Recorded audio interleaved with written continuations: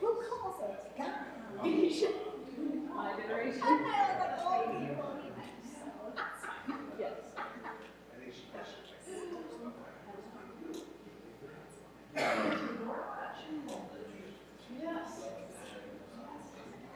Yeah.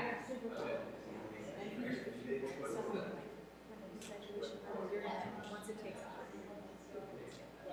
I hope so. Yeah, so I'm hoping I have like connection to Striker Health. I'm sure you can get a hand. Exactly. Yeah. Yeah. So I'm excited. It's been a labor of love. I never worked hard on anything. I don't feel like what myself. And but it's done all the sourcing and she's got all the licenses and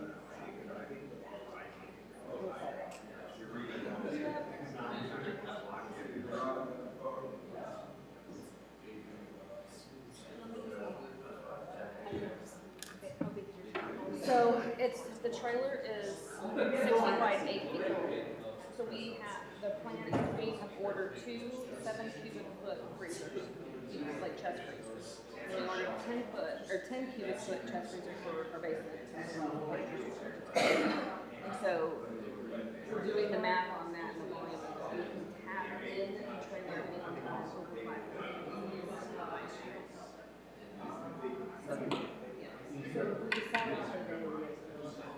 So we decided problem. I'm guessing they probably screw up. I don't know. I don't know if you can get in there. I don't know what the procedure is, like who does it, but it always seems there's something I've been doing, like I've been scouring the internet and trying to figure out, and I have a big day to go through office parks and stuff like that. I worry right now every Tuesday.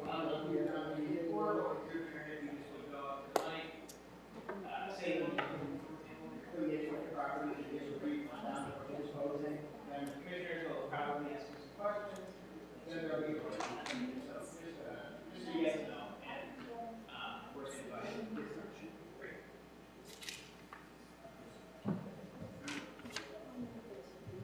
Yes, I have that. Oh, I'm sorry, I completely missed it. And if you want me to just email it to you, I can. Okay, all right. Should be up and like good to go now.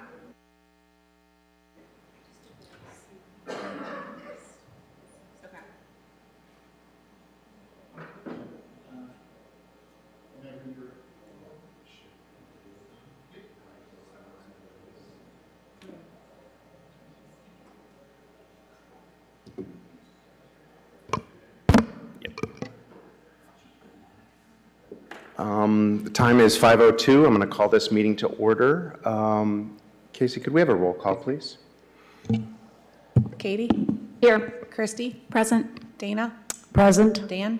Here. James? Here. Thank you. Could I get a motion to approve the absence, please? I move to approve the absence of Eric Stuckey. Seconded.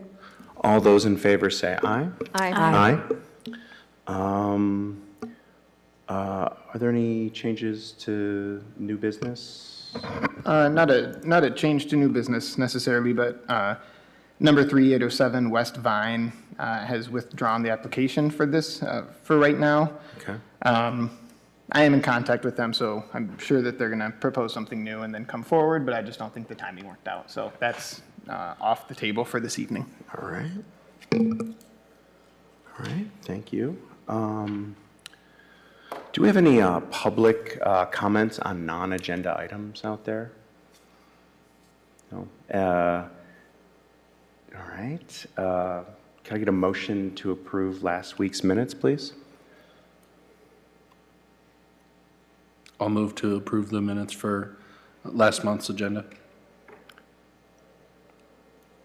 Seconded. All those in favor? Aye. Could I get a motion to adopt the formal agenda, please? I'll move to adopt the agenda as amended to withdraw item number 3. Seconded. All those in favor? Aye. Luis, would you mind reading the disclaimer, please? Not at all.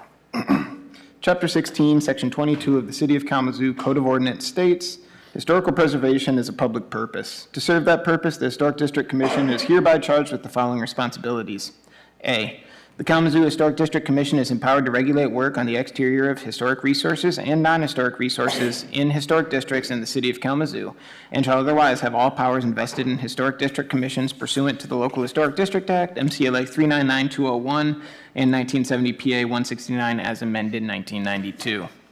B, to regulate work on resources which by city ordinance are historic or non-historic resources located within local historic districts, including but not limited to the moving of any structure into or out of, or the building of any structure in an historic district. The following documents are available in the Community Planning and Economic Development Department located at 245 North Rose Street. These documents will help assist property owners in understanding their responsibilities of owning property in a local historic district.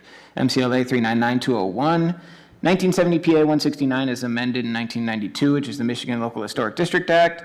The Code of Ordinances of the City of Kalamazoo, specifically Chapter 16, which deals with historic districts. The Secretary of the Interior Standards for Rehabilitation and Guidelines for Rehabilitating Historic Buildings, 1990. Standards and Guidelines for the Kalamazoo Historic Districts, and Maps of Kalamazoo Local Historic Districts. These documents and maps are also available on the City of Kalamazoo website at www.kalamazoocity.org/historic preservation. Thank you, Luis. I guess we're going to move on to the applicants. I'm going to start with 430 Elm. Welcome. One second, Sharon. Can you hit the button up there, Dan? Oh, sorry about that. Can you try it again? Yeah, Okay. Whoa. there we go. I can speak loudly too, though. Sharon Carlson, 430 Elm Street, Kalamazoo Stewart Neighborhood District, and I'm here to propose a garage project that has been in the works for well over a decade. I think the plans you have are some that Pennings took and reworked, but the original plans for this construction project go all the way back to I think 2009, and my architect is seated in the row with me, so. Great, yeah, Great. thanks.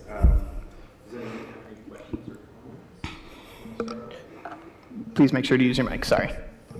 Make sure to use your mic, please, sorry. Sorry, I'm rusty. I missed last month. Does anyone have any questions or comments?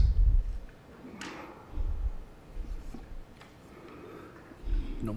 And I guess if there's no questions or comments, if someone wants to make a motion, my comment, it looks great. It looks like it fits the neighborhood, and it's very well thought out. Yeah.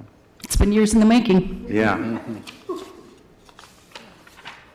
All right, I'll move to approve a certificate of appropriateness for the work as described in the application as it complies with Secretary of Interior Standards 9 and 10. I'll second that. Casey, could we have a roll call vote, please? Katie? Yes. Christy? Yes. Dana? Yes. Dan? Yes. James? Yes. Thanks. Awesome. So that carried. I'll be in touch with you tomorrow. I probably won't get the certificate of appropriateness drafted tomorrow, but you can go ahead and apply for the permits and stuff, and Yeah. then I'll send it to you digitally and physically if you'd like a copy as well of the Okay. COA. So Great, well, thank you so much, and I'll consult with you on that 1860 map as well, because the house has not been on that particular location since 1860. It's only been on that particular spot since about 1877. So we don't know where it was the first 17 years, and I'm working on it. always fun mysteries, right? Thank you so much, Sharon. Okay, great. Moving on to 107 West Vine, 107, 109, 111, 115, and 119. Vine.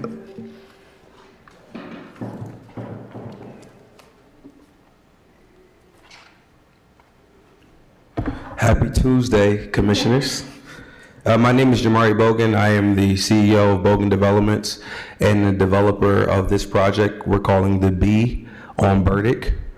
This project will be 80 workforce housing units, early learning center, and some neighborhood-based additional amenities that will come about as we keep going through the design of this project. We're excited about this project for a lot of reasons.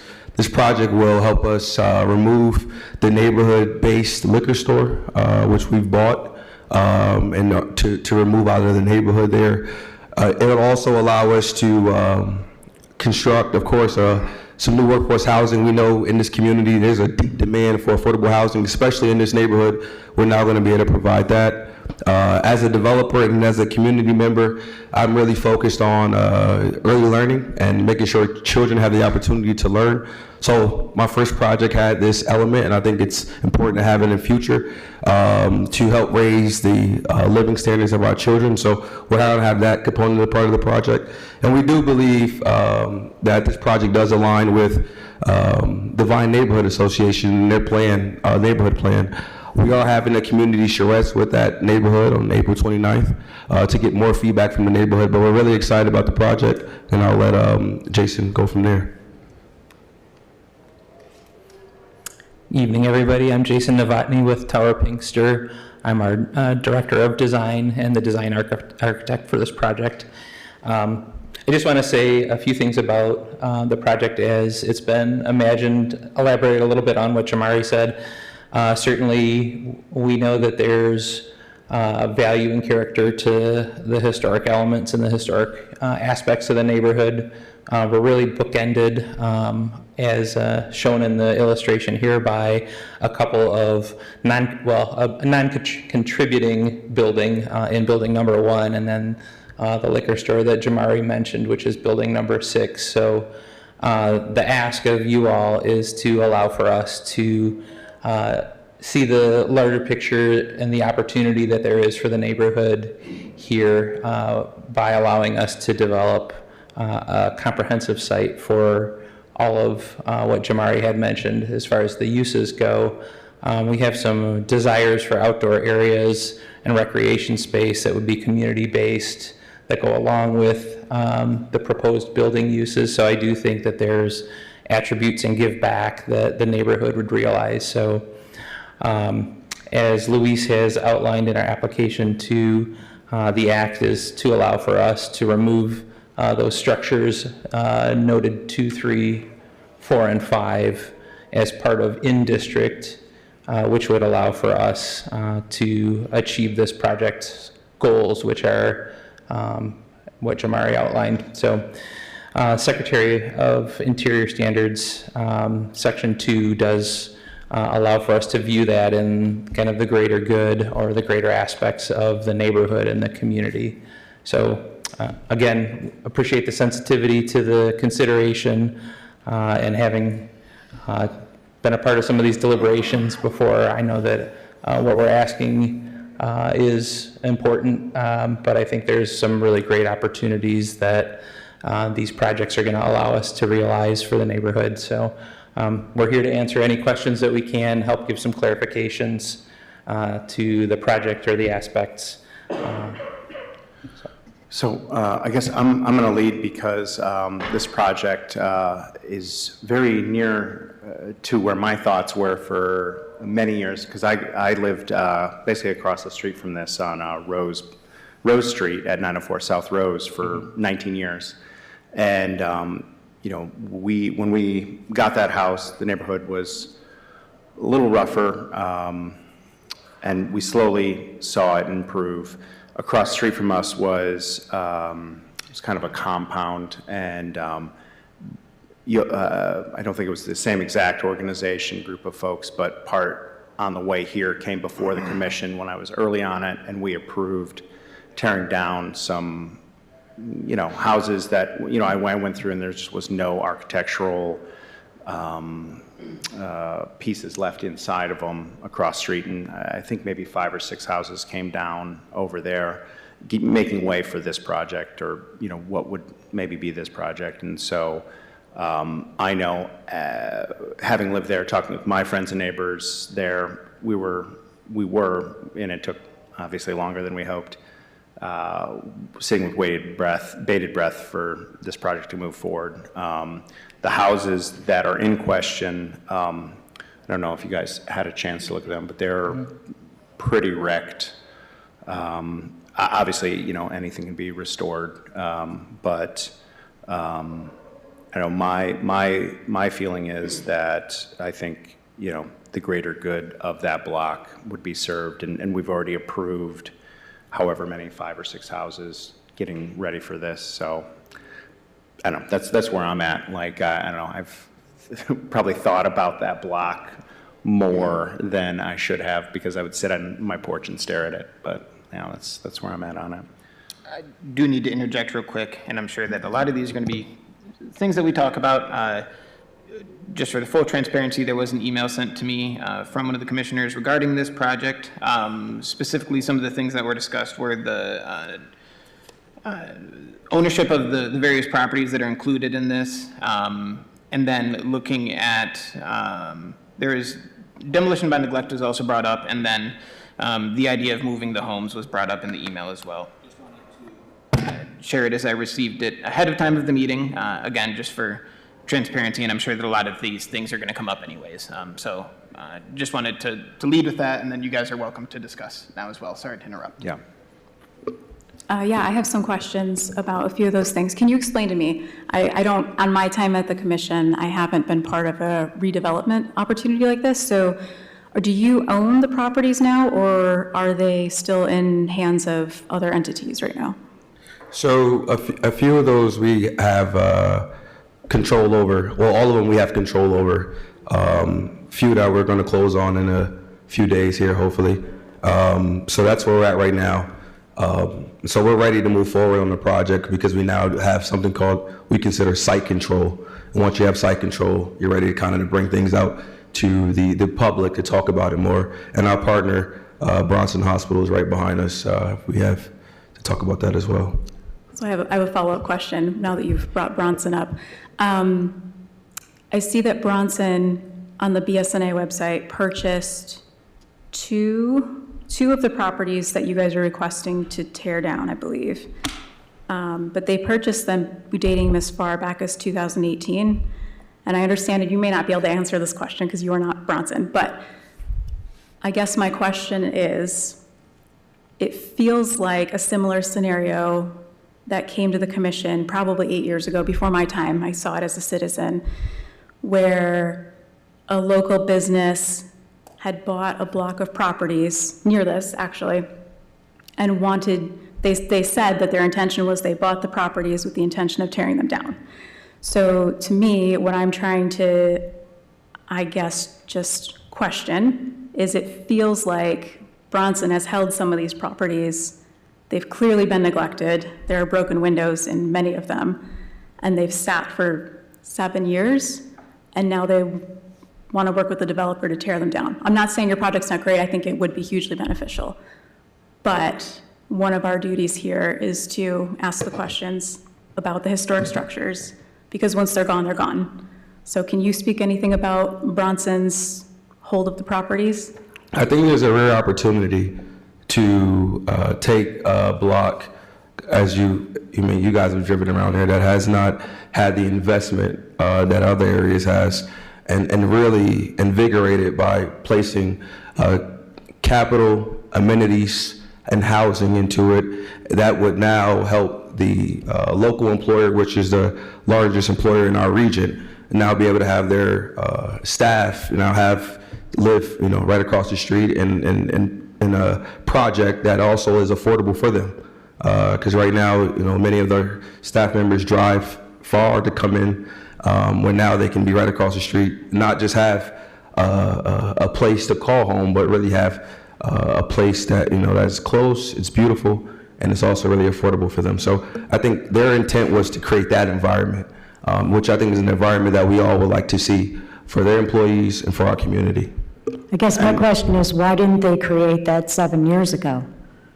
Well, I think development has it's interesting, right? There has to be this catalyst of things that has to happen, right? Yeah. Well, that's true, but they owned the property. They owned property that could have been made into very nice rental units. And why didn't they do it then? If I can interject, thinking back to when it was all being put together, and, we went to meetings as like owners across the street. It felt like there's multiple steps to it, like they were acquiring the property so they could put it together to build something bigger.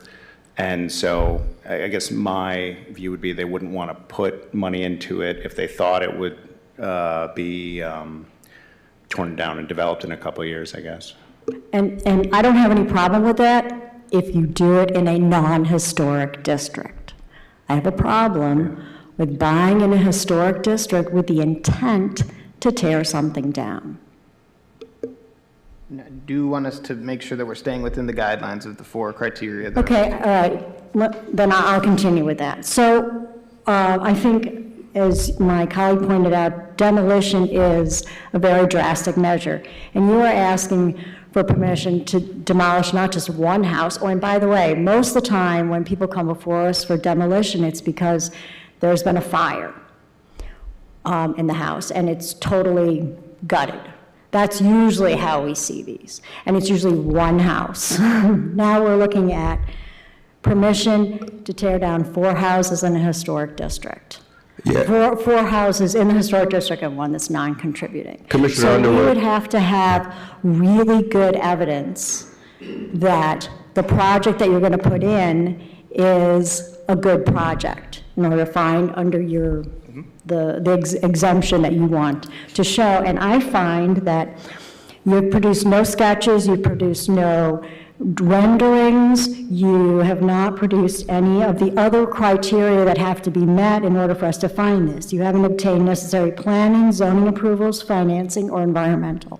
So I think that this might be premature on your part to come before us and ask us to do something so drastic. The other thing I want to ask you is, it looks from the drawing that I'm looking at that you're seeing up there, that maybe what you really want to do is ask to have the Vine District, Historic District, redrawn and exempt that piece of the district. Because at one point, it was considered valuable and historic and included in that, and maybe time has passed and that's not the case. So have you thought about that option? Is to pursue a redrawing of the district so that it's no longer in the historic district. Commissioner Underwood, we have not thought about redrawing the district, but I would echo what Jason said earlier, that Building 1 is non-conforming currently, and the liquor store currently is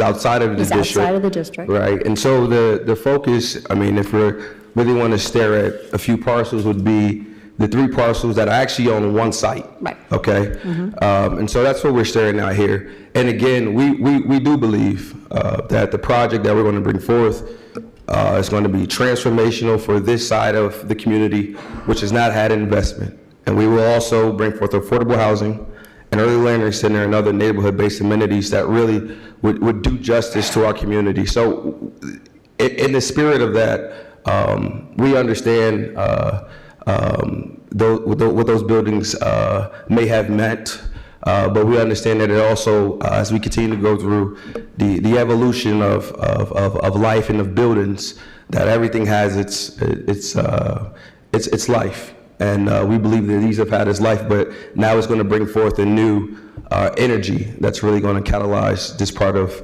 the community.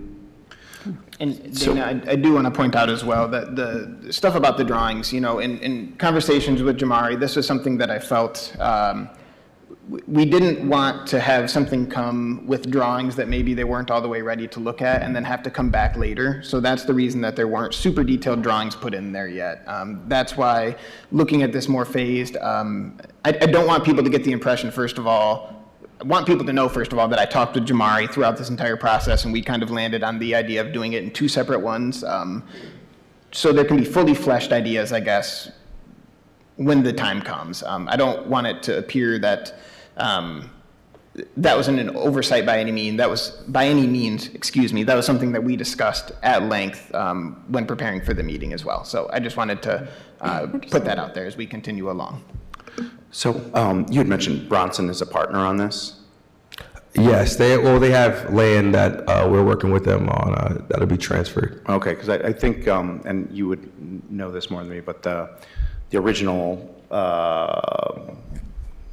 meeting that we had where we approved the previous round of houses to come down, that was like, I think Bronson led that up. And so there does, sitting here where I'm sitting, I do see a continuity from that, where we started to where we're here. It's just taken forever. And I feel like that's just the nature of development in general. I don't know, that's just my view from here is like, we met with Bronson, I think it was Bronson, I mean, it was a long time ago.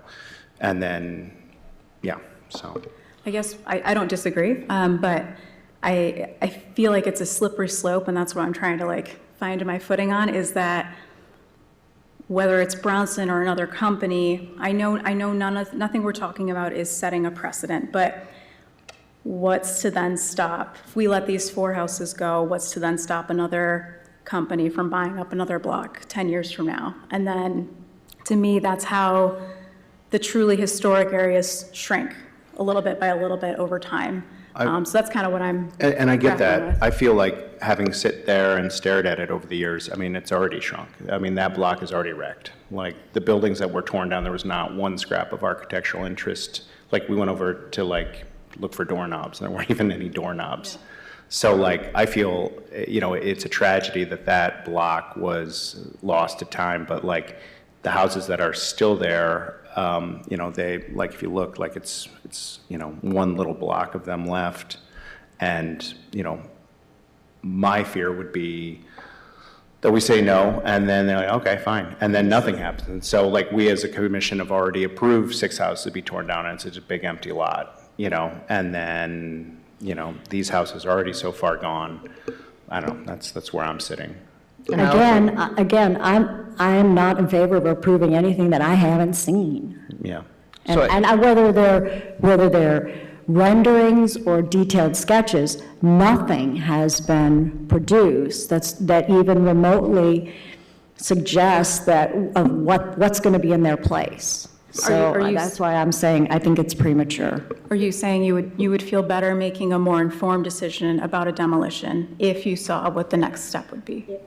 If the request for the demolition is that the resource is a deterrent to a major improvement, which will be a substantial benefit to the community, and the applicant proposing the work has obtained planning, zoning approval, financing, and environmental clearances. I think that's such a serious step to take. I'm willing to take it, but not without seeing an idea of what's going to go in there. Commissioner Underwood, we, like Luis already echoed, we did come forth with drawings, and then we were told to not present those. Second, the city's internal process doesn't allow us to get any other approvals until we get past this. So we would have had a zoning plan, whatever those other things are, but first, internally, this is what has to take place.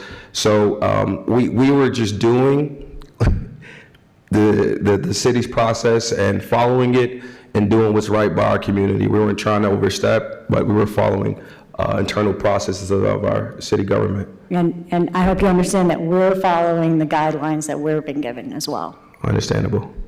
Just a few more pieces of clarification. So the demolition of a building does not constitute the loss of a historic district. Historic districts are rewritten through ordinance only. So, and I just want to make sure that we're not having a word soup of sorts, right? And I might be kind of being too picky about it, right? But when we're looking at, even if the properties were demolished, regardless of any of that, the dimensions of that Divine Historic District remain there. I think that segues nicely into my next point of the new building that they're talking about and they're proposing needs to come back to us regardless. What they're asking for now is permission to demolish, obviously, and then there would be drawings that would be brought back to us at a later time for the erection of a new building. And I just wanted to make that clear, and if people obviously have more questions about it, feel free to ask. I think the other side of that too is like, no matter, anyone can come before us, show us what their plans are, but there's nothing concrete on that. We could approve, and then the next day they could sell the property, and so in some ways, we do have to take people at face value, I guess, Just reading the statute. yeah. I actually have a couple questions, if you wouldn't mind, just a few. So, I drove by the properties that are in question here, and they're in horrendous condition, of course. And so I had a question, you use the word blighted in your application. And so from my understanding, to be blighted, utilities have to be off for over a year, or it has to be unoccupied for 5 years, I believe. Do you happen to know at 107 how long it's been unoccupied, or how long the utilities have been cut off from it? Do you have that information? I know that the building 107 has been not in use for over a year. Okay. I'm not sure if it's 5, but I know each parcel, each property there that's up right now has been not occupied for over a year. Yeah, okay. And then I have an additional question. This is future, and this is honestly just for my curiosity. How tall is the mixed-use portion going to be? So this building was master planned, just to kind of give some more context here, by our local employer, City of Kalamazoo, the Edison neighborhood, the Vine neighborhood, and Local Initiative Support Corporation. So all of those entities, those bodies came together and crafted a vision on what this area will look like, okay? And that new vision was a 5-story building on the corner. Why? Because across the street is Bronson's parking ramp. Adjacent to that is another, I would say, 4-story structure, which is a beautiful brick building. And of course, we know the church is across the street. So all those structures on that corner are all very tall in height. And so when the vision came together, that was the vision. And so what we're doing, again, is taking on the cities, the neighborhood associations, and Local Initiative Support Corporation's vision and carrying it through. And this vision was thought about in 2018 when Dan was probably living across the street. And now we're here to bring it forth. Yeah, okay, thank you. I believe people were living at that house 2 or 3 years ago, so, if I remember, so. Did you mention a neighborhood meeting April 29th coming up? That is correct. What will you guys talk about at that meeting? Elite question. Jason? So part of the outreach program that the city has in place is to solicit community input for projects that have a major development impact or have a site plan component to them. So we're following those guidelines, and part of that is to have not only just a neighborhood notice within 300 feet, but we're taking it to the neighborhood association and working with Vine Neighborhood Association to invite community participation. We have 4 different stations that we would like to receive input on to help inform our project. So the first is to set up a station that they can talk to Jamari about the mix being proposed to the development and some of the amenities and opportunities that there are. We have a second station that's set up to talk about what's specifically the culture of the Vine and how we can infuse the culture of the Vine into the new development. So we want to hear from the community on that aspect. I'm going to speak to some of the architectural elements that there are. So certainly we want to talk about the type of uses that are happening within the building that Jamari mentioned. And then lastly, we have the construction partners and civil engineer there to answer questions about what all does construction entail in a community like this, to help answer questions certainly about staging and site logistics and how things will work. So we're really trying to have kind of 4 different areas if somebody has an interest or wants to stop and talk to all of us. So that's from 4 to 6 p.m. It's curious to me that the city's process would be to do that after we potentially grant a demolition. Is that is the process?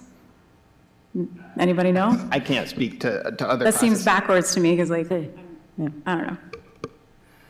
I'm happy to talk a little bit more about some of the journey we've gone on, if it's helpful for you to hear. So we've met with Bobby Durkee and others at Planning and Development to find our way through the path of this, because there's a site plan component, there's a rezoning component, and there's a historic district component. So it's a complex process, and we went through trying to track the right sequence of order, and you're first. So we're here first.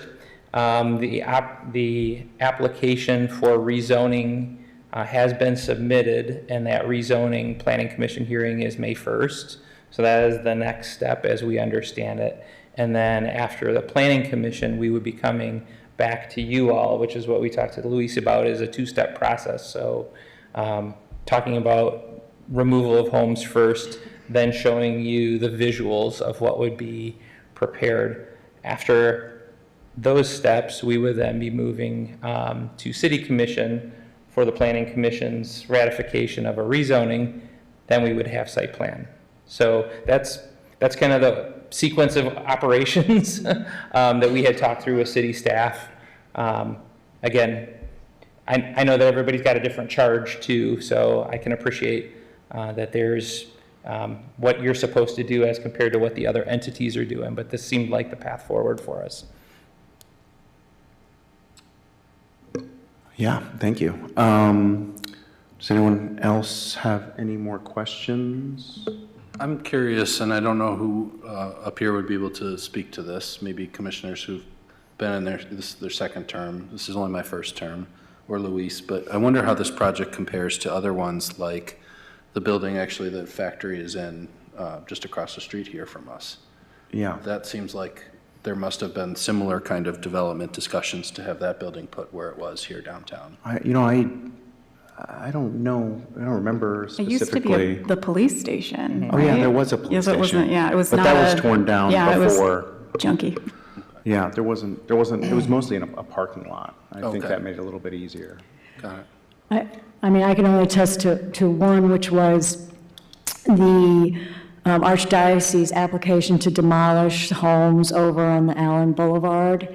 And it came before the Historic District Commission a couple times and was denied over the years. But the last time, they came with a complete plan, renderings, and people at the meeting from the neighborhood association spoke on behalf of it, and people at the meeting who spoke on behalf of it included actual neighbors to the property, and that was approved. So just real quick, if the properties in question are blighted, in fact, because they are uninhabitable. So without approving them to tear it down and build something that can benefit the community, what is the other option? They just sit there? That would be the prerogative of the property owner at that time. I think that this one is interesting at me at least, because to me at least, when we look at the entire thing, the question to me, when I look at not even the Secretary of the Interior standards, but the criteria for a notice to proceed, do not address the quality of the properties in any condition, in any capacity rather. So there's no mention of whether or not they are blighted underneath criteria 2. That would have been criteria 1, and there was no mention that was brought forth by the applicant regarding safety issues of the buildings to either the inhabitants or to the general public, right? So when I was looking at this, the condition of the homes was not in my mind at all, because it didn't come up. Number 2, obviously, is saying that the resources are deterrent to a major improvement program, which will be of substantial benefit to the community. Again, and as I noted in there, there was alignment with the Vine neighborhood plan.